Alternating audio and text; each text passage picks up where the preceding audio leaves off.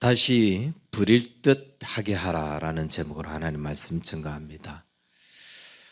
디모데 후서는 바울이 디모데에게 보내는 서신인데, 이 디모데 후서를 잘 이해하려면 이 왜 바울이 디모데에게 이 서신을 보냈는지 그 이유를 알면은 이 서신에 대한 이해가 훨씬 더 깊어집니다. 바울은 이때 당시에 로마 감옥에 수감이 되어 있었는데, 디모데 후서 4장 6절에 보면은 그때 바울이 이렇게 이야기해요. 전제와 같이 내가 벌써 부어지고 나의 떠날 시각이 가까웠도다. 무슨 말이냐면 자신이 복음을 위해서 정말 불태우는 삶을 살았는데 이제 보니까 내가 죽을 날이 얼마 안 남았구나, 내가 죽게 되는 시간이 다가오고 있구나라는 것을 알았다는 거죠. 자신의 죽음이 얼마 남지 않았다는 것을 알고 바울은 급히 자기 디모데에게 이렇게 편지를 보내는데, 근데 이 1장 2절에 보면은 사랑하는 아들 디모데야라고 그렇게 이야기하죠. 많은 제자들이 있었지만 그 중에서 가장 아끼고 그 중에서 가장 사랑하는 사람, 또 바울이 낳은 많은 믿음의 후계자들이 있지만 가장 첫 번째 후계자, 가장 영적 아들이라고 이야기할 수 있는 그런 디모데, 그에게 이 유언과 같은 메시지를 보내고 있다는 거예요. 유언. 이 유언의 메시지의 핵심은 이런 겁니다. 믿음, 사명, 다시 한번 굳게 해라. 믿음, 사명, 다시 한번 그 부분에서 부릴 듯 일어나게 해라. 복음을 부끄러워 하지 말고 복음과 함께 고난 받아야 된다. 그리고 자기에게 들은 것, 바울에게 들은 그 말씀을 지키는데 이 말씀을 생명과 같이 끝까지 지켜야 된다. 뿐만 아니라 이 자기에게 들은 것, 진리의 말씀을 잘 분별하고 거짓된 교사들의 그 가르침을 잘 경계하여서 배우고 확신한 일에 거할 수 있어야 된다 라는 취지의 이야기들을 합니다. 인생의 마지막 순간, 죽기 직전에 남겨지는 그런 어떤 유언과 같은 이야기라고 생각하고 이 말씀을 들으면 훨씬 더 이해가 된다는 거죠. 바울이 낳은 믿음의 아들이었어요. 바울이 낳은 영적 아들이었습니다. 그 믿음의 후계자, 그에게 바울은 마지막 유언과 같은 그런 이야기를 던져주고 있습니다. 우리의 믿음의 아들, 우리의 믿음의 후계자들, 여러분의 믿음의 후계자들은 누구죠? 만약 그들에게 여러분의 마지막 유언과 같은 메시지를 남겨둔다면 여러분은 어떤 이야기를 하게 될 것 같습니까? 사람의 마지막 유언은 자기가 정말 다른 말은 못해도 이 말은 꼭 하고 싶은 것, 이 후계자가 다른 것은 못 지키더라도 이것 하나만은 꼭 지켰으면 하는 그 결정적인 이야기들을 하게 되지 않겠습니까? 그 이야기를 지금 바울이 디모데에게 하고 있다는 거예요. 그리고 오늘 읽은 이 본문은 그 이야기 중에 한 가지, 그 한 가지를 이야기하는데, 먼저 5절에 보면 이렇게 이야기합니다. 이 믿음은 먼저 내 외조모 로이스와 내 어머니 유니게 속에서 있더니 내 속에도 있는 줄을 확신하노라. 무슨 말이냐 하면은 바울이 디모데를 볼 때 디모데는 정말 믿음의 사람이었어요. 그 믿음이 확고한 사람이었다는 거예요. 그런데 디모데가 가지고 있는 그 믿음이 어디에서 났냐? 자기가 잘 양육하고 가르쳤기 때문에 난 것이 아니라 먼저 이 디모데의 믿음은 할머니와 어머니의 영향을 받았구나. 그 할머니와 어머니에게서 믿음을 제대로 전수받았구나 라는 거예요. 바울이 디모데를 제자로 삼는 과정을 보면 이렇습니다. 바울이 1차 전도 여행 때에 루스드라라고 하는 지역을 방문하게 돼요. 이 루스드라에 갔는데 그때 바울은 나면서부터 안전병이 된 사람을 일어나서 걷게 하는 그런 기적을 행하죠. 이 기적으로 말미암아 거기에 있는 많은 사람들이 예수님을 믿게 됩니다. 근데 그 많은 사람 중에 누가 있으냐? 이 디모데의 외할머니 로이스와 어머니 유니게가 있었어요. 그리고 3, 4년이라는 시간이 지난 뒤에 바울이 2차 전도여행을 가는데 그때 다시 이 루스드라를 들리게 돼요. 그리고 그때 누구를 만나느냐?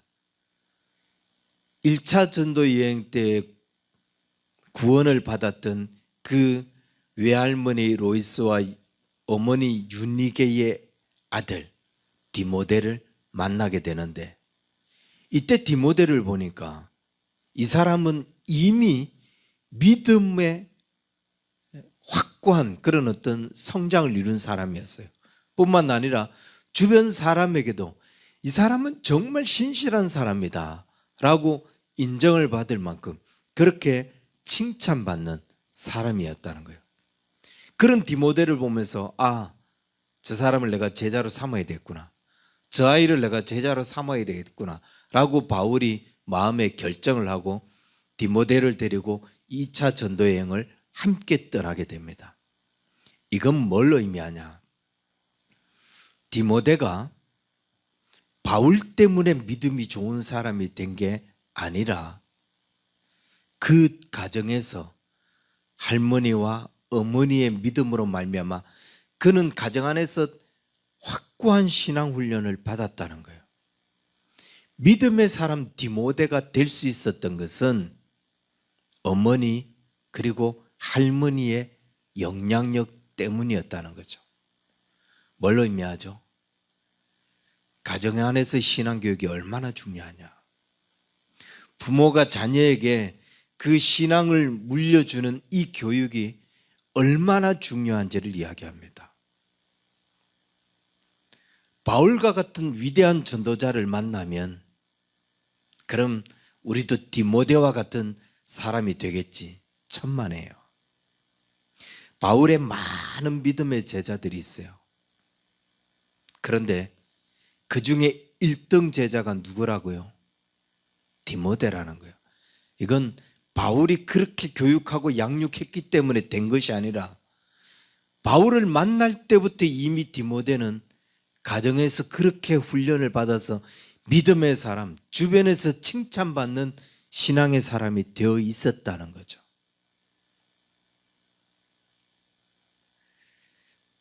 아무리 훌륭한 영적 스승을 만난다 할지라도 부모로부터 신앙교육을 잘 받은 사람만큼 그 신앙의 자리매김을 하기란 쉽지 않다. 어쩌면 불가능하다. 디모데와 같은 영향력 있는 신앙인, 사명을 감당하는 신앙인이 되기 위해서는 가정 안에서 이미 신앙교육이 제대로 이루어졌어야 된다.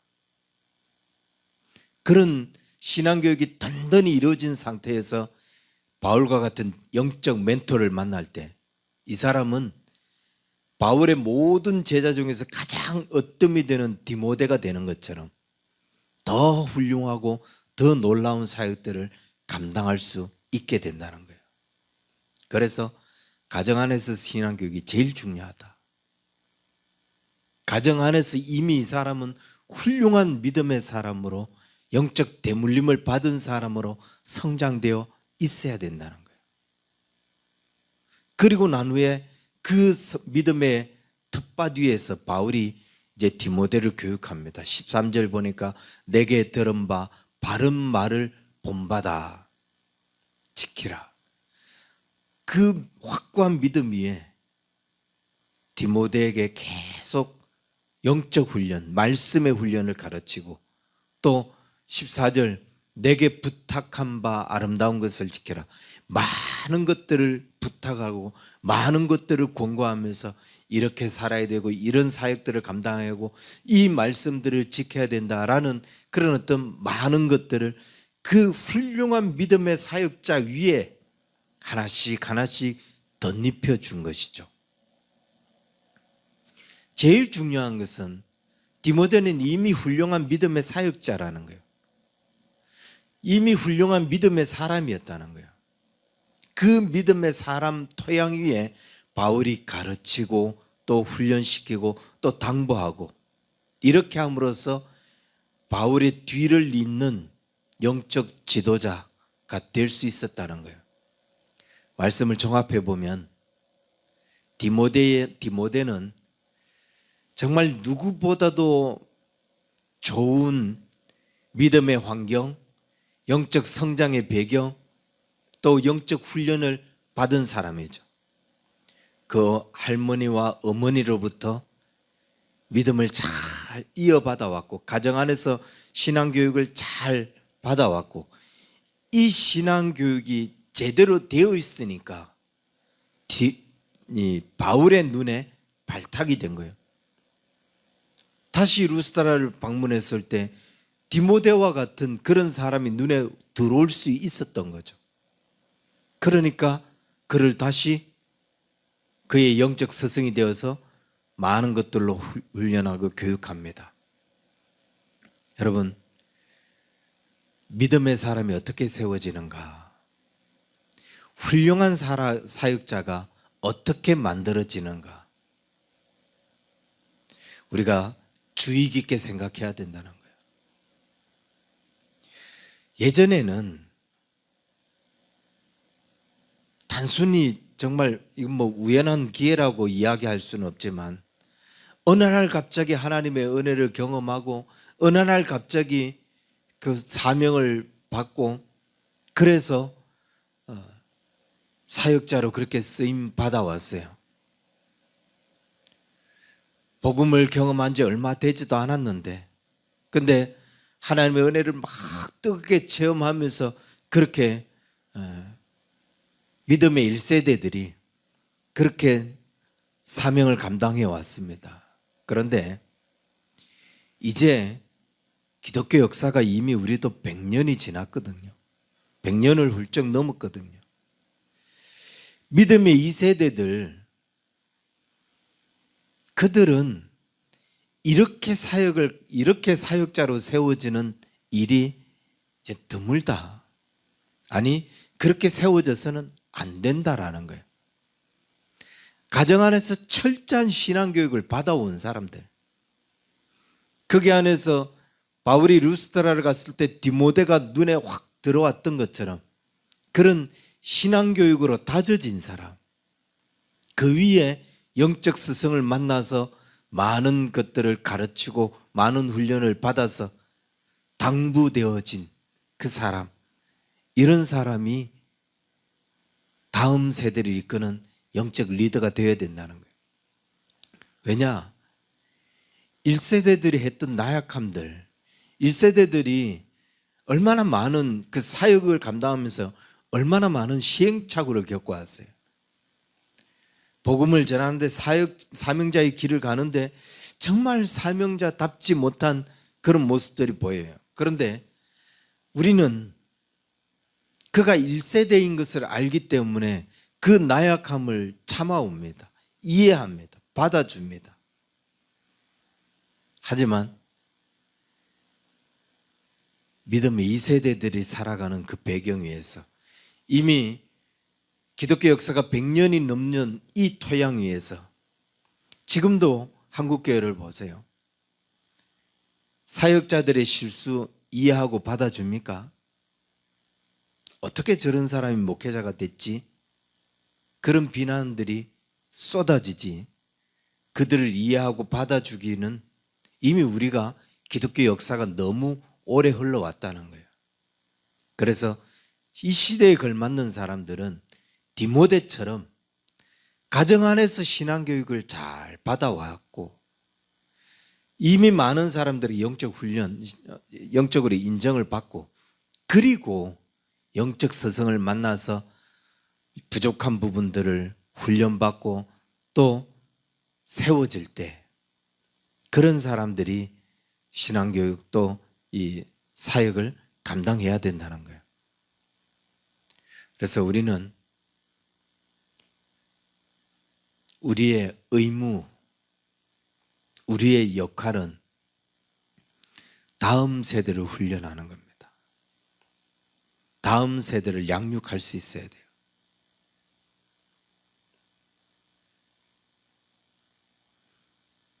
우리가 보여왔던 나약함들, 우리가 보여왔던 연약함들이 다음 세대에는 그냥 그것이 베이스가 되어져서 그 정도는 베이스가 돼서 신앙생활을 할 수 있도록 그런 훌륭한 믿음의 자녀들을 양육해내야 돼요.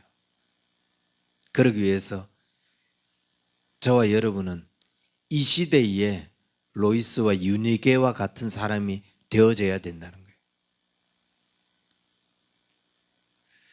가정 안에서 자녀들에게 신앙교육 너무 소홀하게 생각하는데 그 신앙교육을 소홀히 하면 여러분의 자녀도 여러분처럼 형편없는 믿음의 삶을 살게 된다는 거죠. 이들이 더 훌륭한 영적 자산을 물려받고 나아가서 더 훌륭한 영적 자산을 되물려 줄 수 있는 그런 자녀가 되게 하기 위해서는 우리가 이 자녀를 신앙훈련을 하는 데 있어서 다른 어떤 것보다도 중요시 여기고 그리고 그 영적 대물림을 시켜줘야 된다는 겁니다. 계속해서 14절에 가면 이렇게 이야기합니다. 너는 그리스도 예수 안에 있는 믿음과 사랑으로서 내게 들은 바 바른 말을 본받아 지켜라. 바울은 디모데에게 자신에게 들은 말씀을 잘 지켜 나가야 된다라고 당부합니다. 왜 바울은 디모데에게 이 말씀을 잘 지키고 또 본받고 나가야 된다라고 이야기하고 있는가? 지금 바울이 디모데가 살아가는 그 시대가 어떤 시대냐?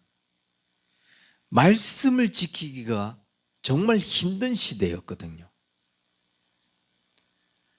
겉으로는 이 시대가 주 1세기이기 때문에 기독교 박해가 가장 심했던 시기예요. 바울이 죽고 나서 디모데가 살아가야 할 그 시기에 기독교 박해가 얼마나 심했냐. 일단 유대인들이 그러잖아요. 유대인으로서 기독교로 회종을 했다. 그러면 이 사람들은 유대 사회에서 가장 적대시되는 그런 사람들이었어요. 회당에서 쫓겨나고 끌려가서 돌에 맞고 그랬던 사람. 그리고 로마가 박해를 하잖아요. 로마 정부로부터.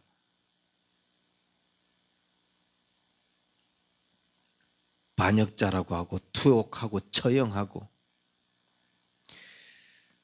만약 제2건국인 이 시기를 우리가 제대로 극복하지 못하면 지금 우리 자녀들이 살아가는 시대가 그런 시대가 될 겁니다. 우리 자녀들이 살아가야 할 사회가 그런 사회가 될 수 있습니다. 이때 지금 북한에서도 그 신앙을 지켜가기 위하여 자신이 정치 수용소에 끌려가서 몸이 마르다 못해 허리가 꼬꾸라지고 키가 110도 되지 않는 그런 상태로 꼬꾸라지더라도 신앙 하나는 지키겠다 라고 하면서 거기서 정치 수용소에서 고통받는 그 사람처럼 이런 상황이 온다 할지라도 말씀을 지켜야 된다. 그리고 거짓 교사들이 많다. 교회 안에서 잘못된 것들을 가르치는 그런 거짓 교사들의 그 가르침을 잘 분별해야 된다. 뭐 율법주의자들, 영지주의자들, 여러 거짓 교사들에 대해서 이야기를 하면서 이런 거짓 교사들의 가르침을 분별해야 된다. 우리 안에 뭐 지금 우리 시대는 거짓 교사들이 너무 많죠. 거짓된 이단자들 너무나 많죠. 그런데 이런 외부에서 드러나는 거짓 교사들보다도 우리 안에 우리의 신앙을 무너뜨리는 요소들이 얼마나 많은지 모릅니다. 우리 스스로 우리의 신앙을 무너뜨리는 요소들이 굉장히 많이 존재해요. 가장 큰 영향력이 바로 세속주의화 되어 있는 우리의 신앙. 그 신앙 때문에 스스로 신앙을 무너뜨리는, 하나님보다도 더 우선시 여기는 것들 얼마나 많습니까? 분명히 이렇게 행동하면 이것이 말씀의 거부가 되는 것, 말씀을 거부하는 것이 되는데도 불구하고 영적으로 이미 감각이 둔해져서 그게 얼마나 심각한 일인지도 모르고 그냥 계속 하는 거예요.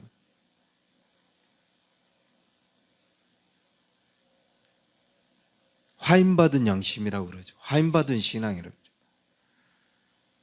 내 신앙이 그렇게 이미 이게 말씀에서 벗어나는 행동임에도 불구하고 전혀 자신의 영적 상태에 대해서 깨달음 없이 그냥 그렇게 합니다. 그렇게 살아가요.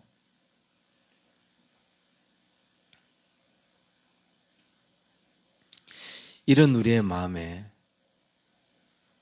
바울은 이런 경고의 메시지를 던지면서 내가 너에게 당부한 것,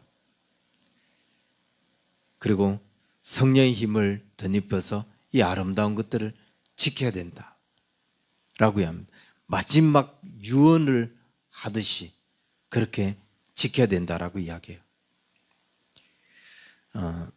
유튜브에 보면은 학생의 소리 TV라고 하는 애들이 하는, 학생들이 하는 방송이 있어요. 이번에 그 문영배 그 행복만 사건, 그 카페를 찾아내고 그것을 퍼뜨린 그런 굉장히 중요한 일을 해낸 친구들인데 나이가 겨우 20살, 21살밖에 되지 않았습니다. 근데 이들의 그 이야기를 들어보면은 이들이 자유를 향한 열망, 이들이 이 사회를 바라보고 있는 그 시각은 기존의 세대들 못지않는, 아니 어쩌면 그보다도 뭐 4050 세대가 지금 굉장히 좌파 성향이 가장 취약한, 가장 깊이 물들어 있는 그런 세대인데 이들에 비하면 훨씬 더 깨어있는 그런 청년들이라고 할 수 있어요. 근데 이 학생 중에 하나가 이런 말을 하는 것을 봤습니다. 자기가 그라운드 C 김성원 그 연설을 보면서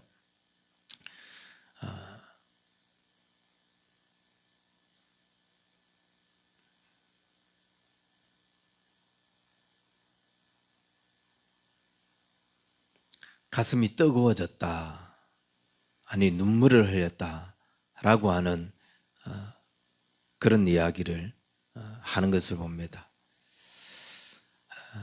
그러면서 자유대안에 대한 어떤 그 김성원의 그 열정 있는 그 강의가 자신의 가슴에 불을 던졌다라고 하는데, 이야기를 들으면서 제가 어떤 생각이 들었냐면은 우리도 다시금 저들의 가슴에 불을 던지는 그런 삶을 살아야 되지 않을까. 바울이 6절에 이렇게 이야기하죠. 내 속에 있는 하나님의 은사를 다시 부릴 듯하게 하라. 그리고 15절에서 이렇게 이야기합니다. 우리 안에 거하시는 성령으로 말미암아 내게 부탁한 아름다운 것을 지켜라. 여러 가지 죄악에 빠져 있고 잘못된 관행과 잘못된 습관에 빠져서 자신의 영적 상태가 어떤지조차도 깨닫지 못하는 그런 우리가 다시 일어나야 되는구나. 지금 다시 내가 신앙에 불을 붙여야 되는구나. 이렇게 일어나는 것은 불가능해요. 자신의 영적 상태가 어떤지도 깨닫지 못하고 그냥 계속 그렇게 살고 있는데 그들이 무슨 수로 다시 부릴 듯 일어나겠어요? 불가능하다고요. 스스로 깨닫는 것은 불가능하다고요. 어떻게 해야 되느냐? 하나님의 도우심 아니면 일어날 수 없습니다. 우리가 하나님 도우심 없으면 죄를 이길 수 없듯이 하나님의 은혜 아니면 이 잘못된 습관, 잘못된 신앙에서 벗어날 수 없습니다. 그러기 위해서 어떻게 해야 되죠? 성령의 도우심을 받아야 된다는 거예요. 하나님의 은사로 말미암아 다시 부릴 듯 일어나야 된다는 거예요. 그 학생이 한 사람의 강연에서 그 강연을 듣고 가슴에 막 불이 던져지는 것 같은 그런 순간을 느꼈던 것처럼, 그래서 그 아이가 이 일들을 해나가는 것처럼 영적으로 병도 있는 우리, 자신의 신앙이 죽어감에도 불구하고 그것조차도 깨닫지 못하고 그냥 신앙생활 교회만 나오면 아무 문제 없는 것처럼 착각하고 있는 그런 그들이 자신의 영적 상태를 깨닫고 다시 부릴 듯 일어나기 위해서는 성령의 도우심이 필요하다.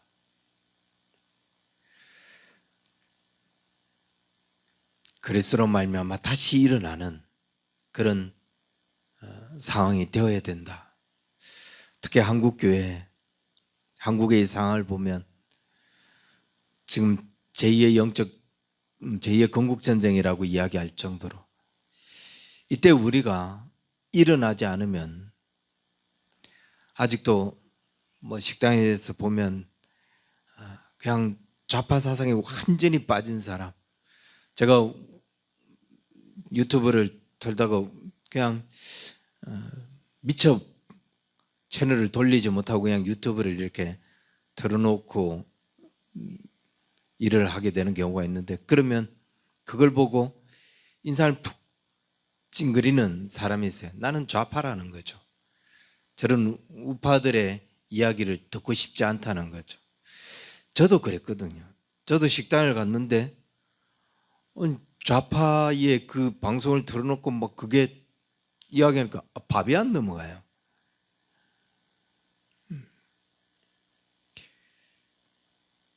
아직도 이게 좌파 우파를 떠나서 국가가 어떤 위기에 처해 있는지를 깨닫지 못하는 그런 사람들이 너무나 많다. 지금 이 시국이 어떤 시국인지 깨닫지 못하는 사람이 너무나 많다. 그래서 지금 이때에 이 위기를 일깨울 수 있는 사람들은 그리스도인밖에 없다라는 것을 보게 됩니다. 지금 세이브 코리아 광화문 집회, 결국 누가 주체가 되고 있어요? 누가 불을 던지기 시작했어요? 기독교인들이 불을 던지고 있잖아요. 기독교인들이 이런 사람들을 깨우치고 있잖아요. 그것이 점점 더 확산되고 있잖아요. 만약에 이 위기를 우리가 잘 극복했습니다. 그런데 기독교인들이 여전히 이 위기 가운데 침묵하고만 있었다. 그러면 새로운 시대가 열린 공정과 상식의 시대, 그런 시대가 열렸을 때 기독교는 어떻게 될까요? 너희들 전에 그런 위기 가운데 있을 때 너희들 아무 소리도 하지 않았느냐? 그러면 그 시대에 우리는 더 이상 복음 전도를 할 수 없습니다. 더 이상 하나님의 나라를 확장시킬 수 없게 돼요. 근데 참 다행히도 지금 이것을 깨우치고 있는 게 누구예요? 이 일에 앞장서고 있는 게 누구냐고요? 교회가 이 일을 앞장서고 있고 기독교인들이 이 일을 깨우치면서 목소리를 내기 시작하고, 처음 세이브 코리아 집회 때 보세요. 얼마 모이지 않았어요. 그런데 지금 어제 강주 집회를 봤는데 제가 3시 조금 전에 한 2시 50분 그쯤 돼서부터 유튜브를 보기 시작했어요. 처음에는 강주는 안 되나 보다 이런 생각이 들었어요. 왜냐하면 메인 무대 앞에 몇 사람만 모였고 뒤에는 덤성덤성. 그래서 광주는 역시 반대 집회, 탄핵 집회만 모이지 탄핵 반대 집회는 안 되나 보다 이런 생각이 들었었어요. 근데 3시 넘어가서 4시 거의 다가올 때 이제 그라운드 씨 김성은 대표가 연설을 하고 또 전한길 선생이 연설을 하는 그때의 광경을 보니 광주가 일어났구나 라는 생각이 들 정도로 꽉 채워갔던 모습을 봅니다. 이 일을 누가 하고 있느냐?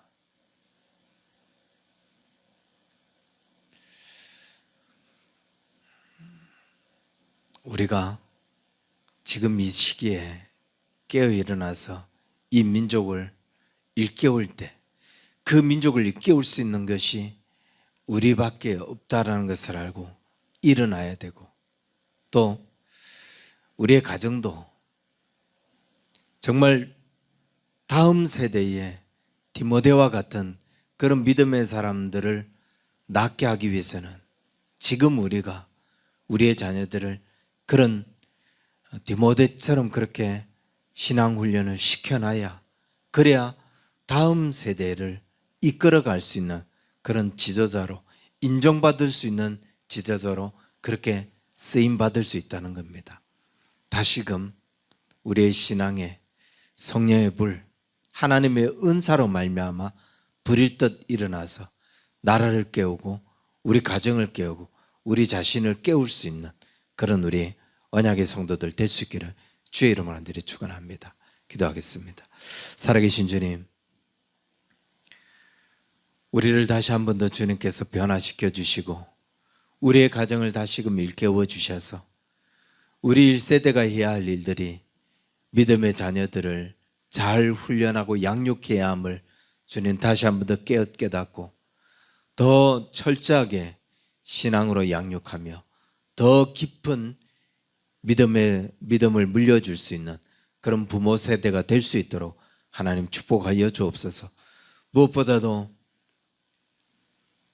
가장 큰 위기를 겪고 있는 이 대한민국을 하나님께서 기억하여 주시고 잠자는 이 세대를 깨울 수 있는 것, 그것이 우리 기독교인밖에 없음을 주님 깨닫고 다시금 우리 그리스도인들이 일어나서 이 시대를 향하여 외치게 하시고 이 시대를 향하여 일어날 수 있도록 도와주셔서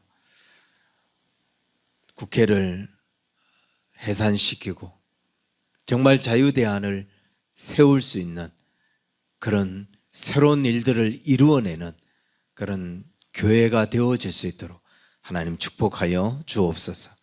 이제는 우리 주 예수 그리스도의 은혜와 하나님 아버지의 크신 사랑과 성령님의 인도하심이 이 세대를 일깨우고 다음 세대를 이끌어 가기를 소망하는 우리 언약의 성도들, 저들의 모든 삶 위에 이제로부터 영원토록 항상 함께 있을지어다. 아멘.